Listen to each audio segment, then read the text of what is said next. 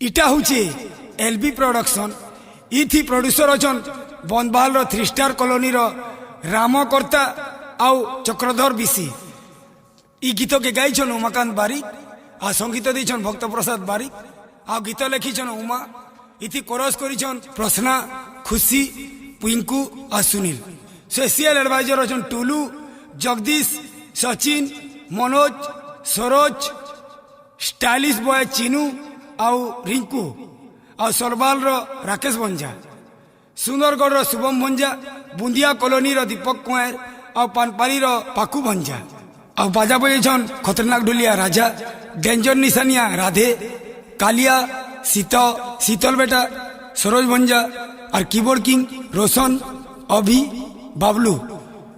special adviser अच्छा बरगढ़ निकन भाई सीटू भाई जीतू बाबा दलदलीपड़ार मोर सुना बेटा भवन आउ दिनेश दलेपड़ार रिकू भाई ठेलकोपड़ार अर्दीप शिबू ऋतिक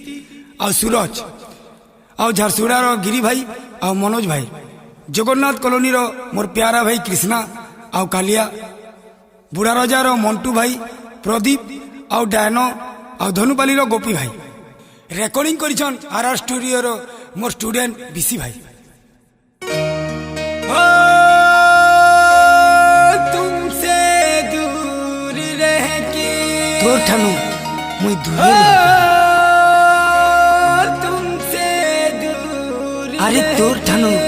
मैं दूरे रही करी सुना हमने जाना एचिन जानी पाले प्यार क्या जे प्यार कहाँ है बोली तुमसे दूर रह के तो ठनु रियली रे दूर रह गई पहचान एचिन चिनी पालनी जे मोर यार मोर दिलदार कहाँ है बोली